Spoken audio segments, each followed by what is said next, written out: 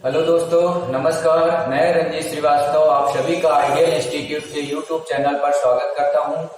दोस्तों, आज हम लोग एक टॉपिक पढ़ेंगे जिसका नाम है अम्लीय वर्षा, एसिड रेन। क्या होती है अम्लीय वर्षा, कैसे होती है अम्लीय वर्षा या एसिड रेन के बारे में संपूर्ण जानकारी आज हम लोग प्राप्त करने का प्रयास करेंगे। चलिए आइए पढ़ना प्रारंभ करते हैं। यदि आपको ये टॉपिक पूरा समझना है तो इस वीडियो को पूरा अंत तक देख लीजिएगा। आपको निश्चित रूप से ये टॉपिक समझ में आ जाएगा और आपकी परीक्षा में यहाँ से इस टॉपिक से एक प्रश्न जरूर पूछा जाता है। तो इस वीडियो को पूरा लास्ट तक देख लीजिएगा, निश्चित रूप से आपका ये टॉपिक क्लियर कर दूंगा। चलिए पढ़ना प्रारंभ करते हैं। टॉपिक का नाम है अम्लीय वर्षा। इसको इंग्लिश में बेटा बोला जाता है एसिड रेन। एसिड रेन क्या है, कैसे होती है एसिड रेन, इसके बारे में आज हम लोग समझने का प्रयास करेंगे। तो सभी लोग हेडिंग डाल लीजिएगा, अम्लीय वर्षा एसिड रेन। इस टॉपिक को बस केवल और केवल आपको अच्छे से समझ लेना है। अभी हम पूरा इसको चित्र के माध्यम से समझाने का प्रयास करेंगे। इसके बाद जीवन में आप कभी भी इस टॉपिक से अगर कोई भी प्रश्न आएगा तो आपका छूटेगा नहीं, ये मेरा वादा है आपसे। ठीक, तो पढ़ना प्रारंभ करते हैं। सभी लोग हेडिंग डाल लो, एसिड रेन, अम्लीय वर्षा। देखिएगा अम्लीय वर्षा क्या होती है, कैसे होती है। देखो बेटा, जैसे यहाँ पे ये हमारी पृथ्वी है। इस पृथ्वी पर बहुत से इंडस्ट्रियल क्षेत्र होते हैं, औद्योगिक क्षेत्र होते हैं। तो यहाँ पर जो औद्योगिक क्षेत्र होते हैं, यहाँ पर कुछ बहुत ही विषैली गैसें उत्सर्जित होती हैं। बहुत सी अधिक मात्रा में हमारी पृथ्वी से कुछ विषैली गैसें यहाँ से उत्सर्जित होती हैं। और यही विषैली गैसें होता क्या है कि एटमॉस्फेयर में पहुंच जाती हैं, वायुमंडल में। हमारे वायुमंडल में कई गैसें विद्यमान रहती हैं, है ना। जैसे आपसे पूछा जाए कि आपके वायुमंडल में कौन कौन सी गैसें होती हैं, तो थोड़ा सा जरा जान लो वायुमंडल में प्रमुख गैसें कौन कौन सी होती हैं। पहली बात, वायुमंडल है क्या, कई गैसों का समूह वायुमंडल कहलाता है। उसमें ढेर सारी गैसें पाई जाती हैं। यहाँ पे कौन कौन सी प्रमुख गैसें पाई जाती हैं, जैसे हमारे एटमॉस्फेयर में, वायुमंडल में सबसे अधिक मात्रा में नाइट्रोजन गैस विद्यमान है। यदि आपसे पूछा जाए हमारे एटमॉस्फेयर में नाइट्रोजन गैस कितने प्रतिशत मात्रा में है, तो बेटा याद रखिएगा 78%, 78% मात्रा में नाइट्रोजन गैस वायुमंडल में विद्यमान है। यह सर्वाधिक मात्रा में पाई जाने वाली गैस है। ठीक, सेकेंड नंबर पे होती है ऑक्सीजन गैस।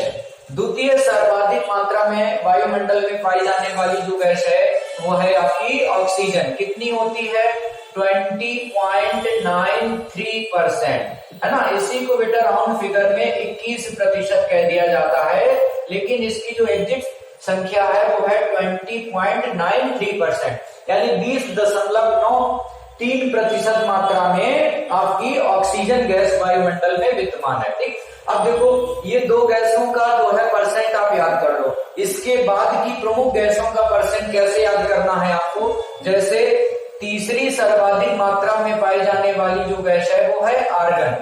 अब आर्गन का परसेंट आपको कैसे याद करना है, आपने अभी ऑक्सीजन का परसेंट याद किया 20.93%। अब इसी 20.93 में दशमलव के पहले वाली जो संख्या लिखी है 20, इस संख्या को यदि आप छिपा लें तो आपके पास संख्या क्या बचेगी, आपके पास बचेगी 0.93। बस ऐसे इसको याद कर लीजिएगा, अर्थात 0.93% मात्रा में आर्गन गैस आपके एटमॉस्फेयर में विद्यमान है। इसके बाद अगली जो गैस है प्रमुख, जिसका नाम है CO2, कार्बन डाइऑक्साइड। अब कार्बन डाइऑक्साइड का परसेंट आपको याद करना है, तो इसके लिए क्या करेंगे, इस 20 देखो यहाँ पे ऑक्सीजन का परसेंट आपने कितना याद किया था, 20.93। आर्गन का याद करने के लिए दशमलव से पहले वाली संख्या आपको नहीं बोलनी थी, है ना, दशमलव के बाद वाली संख्या बोलनी थी। तो 93 आपने बोला था, यानी 0.93% मात्रा में आर्गन है। अब CO2 का परसेंट बोलना है तो दशमलव के इसी ऑक्सीजन वाले में ना, दशमलव के पहले वाली संख्या तो पूरी तरह से नहीं बोलनी, दशमलव के बाद वाली पहली जो संख्या है अर्थात 9, इसको भी नहीं बोलना है, तो इसकी जगह 0 आ जाएगा। तो इसका परसेंट कैसे याद करना है, 0. अब यहाँ पर भी आपको 0 बोल देना है, अर्थात 0.3। तो 0.03% मात्रा में CO2 गैस आपके एटमॉस्फेयर में विद्यमान रहती है, यानी हमारे वायुमंडल में ये प्रमुख गैसें हैं। तो अब मेन टॉपिक पे आओ। मैंने अभी बताया कि हमारी पृथ्वी पे बहुत से इंडस्ट्रियल क्षेत्र होते हैं, है ना, यहाँ से बहुत ही अधिक मात्रा में कुछ विषैली गैसें निकलती हैं। ये विषैली गैसें क्या करती हैं, आपके एटमॉस्फेयर में पहुंच जाती हैं। जैसे यहां से एक प्रमुख विषैली गैस हम देखते हैं सल्फर डाइऑक्साइड। कौन सी गैस याद रखना, सल्फर डाइऑक्साइड एक विषैली गैस है जो कि पृथ्वी के इंडस्ट्रियल क्षेत्र से निकलती है ना। इंडस्ट्रियल क्षेत्र भी हो सकता है या बहुत से वायु प्रदूषक इंस्ट्रूमेंट होते हैं, यंत्र होते हैं, वहां से भी ये गैसें उत्सर्जित हो सकती हैं। तो हमारी पृथ्वी से एक गैस उत्सर्जित हुई जिसका नाम है सल्फर डाइऑक्साइड। ये सल्फर डाइऑक्साइड बेटा जैसे ही एटमॉस्फेयर में पहुंचती है तो इसको एटमॉस्फेयर में वायुमंडल में ऑक्सीजन गैस मिल जाती है। कौन सी गैस मिल जाती है, ऑक्सीजन गैस। इसने क्या किया, सल्फर डाइऑक्साइड ने ऑक्सीजन के साथ रिएक्शन किया। इसके बाद होता क्या है कि यही गैस आगे जाएगी और आगे जाके पहुंचती है कहां पे, बादलों में। ये गैस पहुंच जाती है बेटा बादल में, है ना, बादलों में पहुंचती है ये गैस। कहां पहुंच जाती है, बादलों में। अब यहाँ पे देखिएगा बादलों में इसको क्या मिलेगा, यहाँ पर बादलों में इसको मिल जाता है पानी। बादल में सामान्यतः क्या पाया जाता है, तो बादल में पाया जाता है पानी, है ना। बादल में क्या पाया जाता है, यहाँ बादल में मिल जाएगा इस गैस को पानी। अब देखिएगा यही पहले देखो, फिर से समझो। पृथ्वी के औद्योगिक क्षेत्र से एक विषैली गैस निकली जिसका नाम है sulphur dioxide. Sulphur dioxide atmosphere में पहुंची और एटमॉस्फेयर में इसको ऑक्सीजन गैस मिल गई। ऑक्सीजन गैस के साथ इसने रिएक्शन किया। रिएक्शन करते हुए एटमॉस्फेयर में ये टहल रही थी और टहलते टहलते अचानक ये गैस बादलों में पहुंच जाती। कहां पहुंच जाती है, बादलों में। बादलों में क्या होता है बच्चा सामान्यतः, तो बादलों में पाया जाता है पानी। बादल में क्या मिलेगा इसको, पानी। तो यहाँ पे विद्यमान था ऑलरेडी पहले से पानी। पानी का सूत्र क्या होता है, H2O होता है ना। तो यहाँ बादल में मिल गया इसको पानी। जैसे ही इसको यहाँ पर पानी मिलता है तो पानी से रिएक्शन करने के उपरांत इसने क्या किया, एक एसिड का निर्माण कर दिया। कौन सा एसिड बनेगा, तो यहाँ बनता है बेटा H2SO4। H2SO4 अर्थात इसे हम सल्फ्यूरिक एसिड के नाम से जानते हैं। कौन सा एसिड, सल्फ्यूरिक एसिड। तो इसने क्या किया, सल्फ्यूरिक एसिड का निर्माण कर दिया। दूसरा बात यहाँ पर जो है, ये जो सल्फ्यूरिक एसिड होगा वो कैसा सल्फ्यूरिक एसिड होता है, तो यहाँ बेटा तनु सल्फ्यूरिक एसिड होता है। कैसा होता है, तनु। तनु मतलब क्या होता है, तनु मतलब पतला, है ना। तो तनु सल्फ्यूरिक एसिड का निर्माण हो जाता है। तो ये रिएक्शन आपको समझ में आ गई होगी। फिर से एक बार देखो, पृथ्वी के औद्योगिक क्षेत्र से एक विषैली गैस निकली जिसका नाम क्या था बच्चा, जिसका नाम था सल्फर डाइऑक्साइड। अब इस सल्फर डाइऑक्साइड गैस क्या होता है, वायुमंडल में पहुंची। वायुमंडल में इसको ऑक्सीजन मिल गया तो ऑक्सीजन से इसने रिएक्शन किया। रिएक्शन करने के उपरांत क्या होता है कि यही गैस एटमॉस्फेयर में टहल रही थी, अचानक बादलों में प्रवेश हो जाता है इसको। बादलों में यहाँ पे पानी विद्यमान था, इसने पानी के साथ रिएक्शन किया। जैसे ही पानी के साथ रिएक्शन होती है तुरंत यहाँ पे एक एसिड का, एक अम्ल का निर्माण हो जाता है। पूछा जाए कौन सा अम्ल बनता है तो आप बताएंगे H2SO4 अर्थात सल्फ्यूरिक एसिड का निर्माण यहाँ पे हो जाता है। चलो आगे देखें। यही आपके पृथ्वी के औद्योगिक क्षेत्र से एक और विषैली गैस जैसे निकल रही है जिसका नाम है H2S। H2S नाम की एक गैस यहां से निकल रही है। कौन सी, H2S। इसी प्रकार से ये भी आपके एटमॉस्फेयर में पहुंची तो एटमॉस्फेयर में इसने क्या किया, ऑक्सीजन गैस मिल गई इसको। ऑक्सीजन के साथ इसने रिएक्शन किया। रिएक्शन करने के उपरांत यह गैस भी आपके बादलों में पहुंच गई। बादलों में क्या था बच्चा, यहाँ पे इसको मिल गया पानी। तो इसने पानी के साथ क्या किया, रिएक्शन किया। रिएक्शन करने के उपरांत पुनः इसने एक एसिड का निर्माण कर दिया। इसके द्वारा जो एसिड बनता है उसका नाम भी H2SO4 अर्थात सल्फ्यूरिक एसिड यहाँ पर बनेगा। लेकिन यह जो सल्फ्यूरिक एसिड होगा यह सल्फ्यूरिक एसिड सांद्र होता है। कैसा होता है, सांद्र होता है। पहला वाला जो था वो तनु सल्फ्यूरिक एसिड था, ये वाला आपका सांद्र सल्फ्यूरिक एसिड बन जाएगा। ठीक, तो इतनी बात आपके समझ में आ गई होगी। इसी प्रकार से बेटा यहाँ के पृथ्वी के औद्योगिक क्षेत्र से एक और विषैली गैस निकलती है जिसका नाम है कार्बन मोनोऑक्साइड, अर्थात CO गैस यहाँ से उत्सर्जित होती है। यह गैस भी आपके वायुमंडल में पहुंच रही, और वायुमंडल में कौन सी गैस इसके विद्यमान थी? वायुमंडल में यहाँ पे ऑक्सीजन गैस पहले से विद्यमान थी, इसने ऑक्सीजन के साथ रिएक्शन किया। कार्बन मोनोऑक्साइड ने किसके साथ? ऑक्सीजन के साथ रिएक्शन किया। इसके बाद वही प्रक्रिया इसके साथ भी होती है कि यह गैस बादलों में पहुंच जाती है। बादलों में विद्यमान था पानी, पानी के साथ इसने क्या किया? रिएक्शन किया। जैसे ही पानी के साथ रिएक्शन होती है, H2O के साथ रिएक्शन होती है, तो यहाँ पर पुनः एक एसिड का निर्माण हो जाता है। कौन सा एसिड बनता है? तो H2CO3, अर्थात इसे कार्बोनिक एसिड के नाम से जाना जाता है। तो यहाँ पे कार्बोनिक एसिड का निर्माण हो जाता है। ठीक है, तो ये सब अम्ल बनते जा रहे हैं। एसिड को हिंदी में क्या कहते हैं? अम्ल कहते हैं। तो अम्ल बनते चले जा रहे हैं। उसी क्रम में एक और यहाँ पे बेटा विषैली गैस निकलती है जिसका नाम है NO2। कौन सी गैस निकल रही है? NO2, nitrogen oxide. NO2 gas यहाँ से उत्सर्जित होती है। ये गैस भी जब आपके वायुमंडल में पहुंच रही है तो वायुमंडल में यहाँ पे इसको क्या मिल गया? ऑक्सीजन। ऑक्सीजन से इसने रिएक्शन किया। रिएक्शन करने के उपरांत यह गैस भी आपके बादलों में पहुंची। बादलों में इसको मिल गया पानी। पानी के साथ इसने रिएक्शन किया। जैसे ही पानी के साथ रिएक्शन होती है तो इसने भी एक अम्ल का निर्माण कर दिया। कौन सा अम्ल यहाँ पे बनता है? तो एक अम्ल बेटा यहाँ पर भी बन जाएगा जिसका नाम है HNO3। कौन सा अम्ल बनेगा? HNO3, अर्थात इसे नाइट्रिक एसिड कहते हैं। ये ऊपर वाला कौन सा था बेटा? इसका नाम है कार्बोनिक एसिड। कार्बोनिक एसिड, ये कार्बोनिक एसिड है। इसी प्रकार से जो HNO3 नाम का अम्ल बन रहा है, इसका नाम क्या है? इसका नाम है नाइट्रिक एसिड। नाइट्रिक एसिड, तो नाइट्रिक एसिड है ना। ऊपर वाले आपको याद ही होंगे, सल्फ्यूरिक एसिड है ना। ये आपका जो H2SO4 है इसका नाम है सल्फ्यूरिक एसिड। तो इस प्रकार से ये अम्ल आपके बन जाते हैं। चलो अब देखो क्या होता है कि जब बादलों में अम्ल का निर्माण हो गया, ये बादल जो पानी वाले बादल हैं, जैसे ही बरसात का मौसम आता है तो ये पानी वाले बादल अपने पानी को पृथ्वी पर गिरा देते हैं, जिसे हम वर्षा कहते हैं। और इसी वर्षा के साथ में क्या हुआ? ये ढेर सारे मात्रा में जो अम्ल बन चुके हैं, यही अम्ल जब पानी के साथ आकर के पृथ्वी पर गिर जाते हैं, जिसे हम अम्लीय वर्षा के नाम से जानते हैं। तो यही बेटा आपकी अम्लीय वर्षा कहलाती।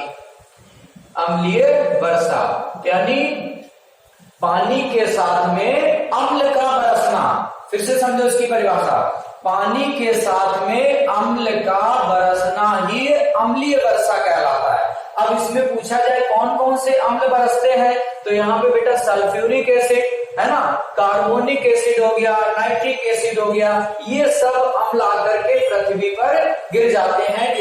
किसके साथ आएंगे? पानी के साथ आएंगे। तो पानी के साथ अम्ल का पृथ्वी पर गिरना ही अम्लीय वर्षा कहलाता है। तो उम्मीद करते हैं अम्लीय वर्षा की परिभाषा आपको बहुत अच्छे से समझ में आ गई होगी। अब देखो इससे हमको हानियां क्या क्या है, क्या क्या हानि होती है अम्लीय वर्षा से। तो अम्लीय वर्षा से बहुत सी हानियां होती हैं। जैसे किसको किसको यहाँ पे हानि हो सकती है? एक तो बेटा यहाँ से इमारतों को हानियां होती हैं। किसको किसको? इमारतों को, यानी जो भी बिल्डिंग्स होती हैं इनको नुकसान होता है। बिल्डिंगों को है ना, इमारतों को नुकसान होता है। इसके अलावा वनस्पति या वनस्पतियों को नुकसान होता है। इसके अलावा जो नुकसान होता है वो हम मनुष्यों को होता है। तो मनुष्यों को भी नुकसान होता है, यानी प्राणियों को भी नुकसान होता है। तो इन सबको जो है कहीं कहीं हानि पहुंचती है। ठीक, जैसे इमारतों के संदर्भ में कहा जाता है कि कभी कभी इमारतों का रंग पीला पड़ जाता है या इमारतों का क्षय होने लगता है। आखिर क्यों होने लगता है? एक प्रश्न बहुत पूछा जाता है कि आगरा का रंग पीला, आगरा के ताजमहल का रंग पीला पड़ता जा रहा है, आखिर क्यों? आगरा का रंग काला पड़ रहा है, क्यों?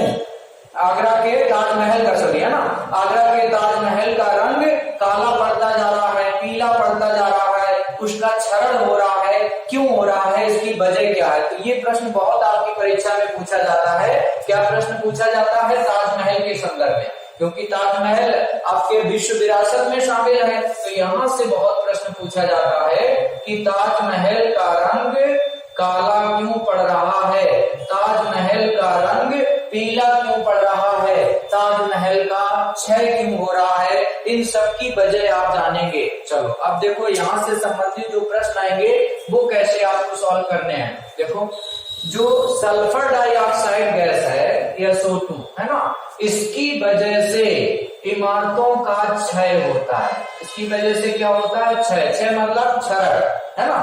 क्षय मतलब क्या होता है? क्षरण होता है। कभी कभी आपने अपने घरों में देखा होगा, दीवारें जो है उसमें पपड़ी जैसी बन जाती है, ठीक है, उसमें नोना लग जाता है, ठीक, जिसकी वजह से जो है बिल्डिंगें गिरने लगती हैं। तो इसी को क्षरण होना कहते हैं। तो सल्फर डाइऑक्साइड गैस की वजह से इमारतों का क्षय होता है। इसकी वजह से क्या होता है? क्षय होता है। लेकिन यही प्रश्न आपसे एसिड के रूप में पूछा जाए कि किस अम्ल की वजह से इमारतों का क्षय होता है, तो आप बताएंगे सल्फ्यूरिक एसिड की वजह से। लेकिन कौन सा सल्फ्यूरिक एसिड? तनु सल्फ्यूरिक एसिड। इसकी इस एसिड की वजह से भी क्षरण होता है। ठीक, तो दो प्रश्न आपके बन रहे बेटा। यदि गैस में पूछा जाए किस गैस की वजह से इमारतों का क्षरण होता है, तो सल्फर डाइऑक्साइड की वजह से होता है। किस अम्ल की वजह से इमारतों का क्षरण हो रहा है, या ताजमहल का क्षरण किस एसिड की वजह से हो रहा है, तो सल्फ्यूरिक एसिड यानी तनु सल्फ्यूरिक एसिड की वजह से ताजमहल का क्षरण हो रहा है। तो यहाँ पर भी क्षय होता है। एसिड में कहे तो सल्फ्यूरिक एसिड। कौन सा सल्फ्यूरिक एसिड? तनु सल्फ्यूरिक एसिड की वजह से ताजमहल का क्षरण हो रहा है। स्पष्ट हो गई होगी ना ये बात। दूसरा, इसके बाद एक प्रश्न पूछा जाता है, इमारतों का रंग पीला किस गैस की वजह से पड़ता है, या ताजमहल का रंग पीला किस गैस की वजह से पड़ रहा है, तो H2S है ना, इस गैस की वजह से H2S, देखो यहाँ पे SO2 था, SO2 गैस की वजह से क्षरण होता है, लेकिन H2S की गैस की वजह से इमारतों का या ताजमहल का रंग पीला पड़ता है। लेकिन इसी क्रम में आपसे पूछा जाए किस एसिड या किस अम्ल की वजह से इमारतों का या ताजमहल का रंग पीला पड़ रहा है, तो सांद्र सल्फ्यूरिक एसिड, यहाँ पे जो ऊपर वाला था वो तनु सल्फ्यूरिक एसिड है, उसकी वजह से इमारतों का क्षरण होता है। लेकिन सांद्र सल्फ्यूरिक एसिड की वजह से इमारतों का रंग या ताजमहल का रंग बेटा पीला पड़ता है। ये बहुत ही इंपॉर्टेंट प्रश्न है, जल्दी से समझ में नहीं आते हैं। किताब की भाषा में आप पढ़ेंगे तो जल्दी से समझ नहीं आएगा। तो यहाँ पे दोनों चीजें मैं क्लियर करता चल रहा हूँ। यदि गैस पूछा जाए तो गैस में इधर से बताएंगे, एसिड में पूछा जाए तो इन एसिड की वजह से ऐसा होता है, ठीक है। इसके बाद एक प्रश्न आता है कि इमारतों का रंग काला क्यों पड़ रहा है, किस गैस की वजह से इमारतों का या ताजमहल का रंग काला पड़ रहा है, तब आप बताएंगे कार्बन मोनोऑक्साइड यानी CO, कार्बन मोनोऑक्साइड गैस की वजह से इमारतों या ताजमहल का रंग काला पड़ रहा है। लेकिन इसी क्रम में अम्ल का नाम पूछ दिया जाए, किस अम्ल की वजह से, ध्यान दीजिएगा, किस अम्ल की वजह से ताजमहल या इमारतों का रंग काला पड़ रहा है, तब आप बताएंगे कार्बोनिक एसिड की वजह से। कार्बोनिक एसिड की वजह से इमारतों या ताजमहल का रंग कैसा पड़ रहा है, काला पड़ता जा रहा है, ठीक है। तो ये कुछ खतरनाक अम्ल और गैसें थी। यहीं पे जो है आपका जो नाइट्रिक एसिड है ये बहुत ज्यादा हानिकारक नहीं होता है ना, हानि तो पहुंचती ही है लेकिन बहुत ज्यादा हानि नहीं होती है, ठीक है।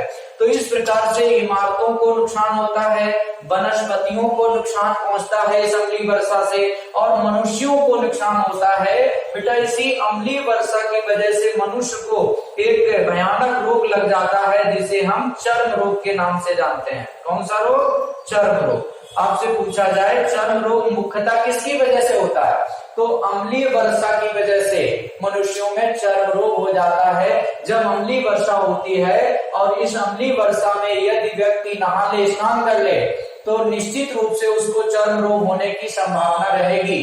इसीलिए कहा जाता है कि जब बारिश का मौसम आए तो पहला बारिश का जो मौसम आता है उसमें जो पहली वर्षा होती है उसमें कभी भी नहाना नहीं चाहिए, क्योंकि पहली वर्षा जो होती है बेटा वो अम्लीय वर्षा ही होती है। उस पहली वर्षा में अम्ल ढेर सारी मात्रा में आकर के पृथ्वी पे गिरता है। इसलिए कभी भी बारिश के मौसम में जो बारिश प्रारंभ होती है, पहली जो बारिश होती है उसमें कभी भी नहाना नहीं चाहिए। उससे बहुत से नुकसान होते हैं, जैसे चर्म रोग जैसी बीमारियां हम मनुष्यों को लग जाती है। ठीक, एक और महत्वपूर्ण बात आपको यहाँ पे हम बताना चाहेंगे कि जब वर्षा का मौसम आता है, बारिश का मौसम आता है, तो हमारी पृथ्वी के चारों तरफ ओजोन गैस की एक परत पाई जाती है बेटा। कौन सी परत? ओजोन गैस की एक परत पाई जाती है पृथ्वी के चारों तरफ। किस गैस की परत? ओजोन गैस की एक परत पाई जाती है। तो जब वर्षा का मौसम आता है, वर्षा के मौसम में ओजोन गैस की जो परत होती है इसकी मोटाई कम हो जाती है। वर्षा के मौसम में ओजोन गैस की परत की मोटाई कैसी हो जाती है? कम हो जाती है। कई बार ये प्रश्न पूछा जाता है किस मौसम में ओजोन गैस की परत की मोटाई कम हो जाती है, तो याद रखिएगा इसी वर्षा के मौसम में ओजोन गैस की परत की मोटाई कम हो जाती है। और एक प्रश्न पूछा जाता है कि इस ओजोन गैस की परत की मोटाई सबसे ज्यादा कम हो जाती है, सबसे ज्यादा कम होती है, तब आप बताएंगे बसंत ऋतु में। बसंत का जो ऋतु होती है, जो सीजन आता है, बसंत ऋतु में ओजोन गैस की परत की जो मोटाई है वो सर्वाधिक होती है। कैसी होती है? सर्वाधिक होती है, या यूं कह सकते हैं अधिक हो जाती है। वर्षा के मौसम में कम हो जाती है, लेकिन बसंत ऋतु में ओजोन गैस की परत की जो मोटाई होती है वो अधिक हो जाती है। तो ये भी प्रश्न इंपॉर्टेंट था, इसको भी नोट कर लीजिएगा कॉपी में। ठीक है, तो ये जो आज मैंने आपको जानकारी दी है ये बेटा था आपका अम्लीय वर्षा। अब एक प्रश्न पूछा जाता है कि अम्लीय वर्षा के लिए सबसे उत्तरदायी गैस कौन सी है। ये प्रश्न कई बार परीक्षा में पूछा जा चुका है, अक्सर पूछा जाता है। तो सबसे जो उत्तरदायी गैस होती है वो है बेटा सल्फर डाइऑक्साइड। अम्लीय वर्षा के लिए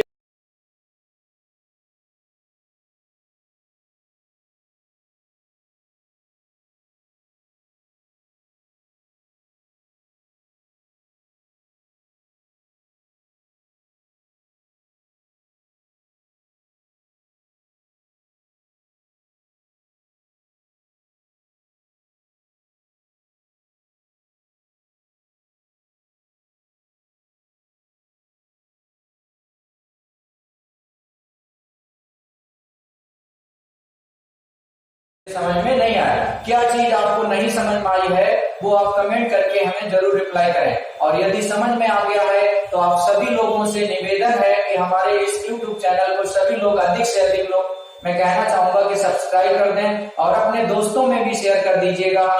इसी प्रकार से हम ये छोटे छोटे टॉपिक आपको अच्छे से एक फिगर के माध्यम से, चित्र के माध्यम से समझाने का प्रयास करता रहूंगा। तब तक सभी लोग पढ़ते रहिए। धन्यवाद आप सबको। Thank you so much.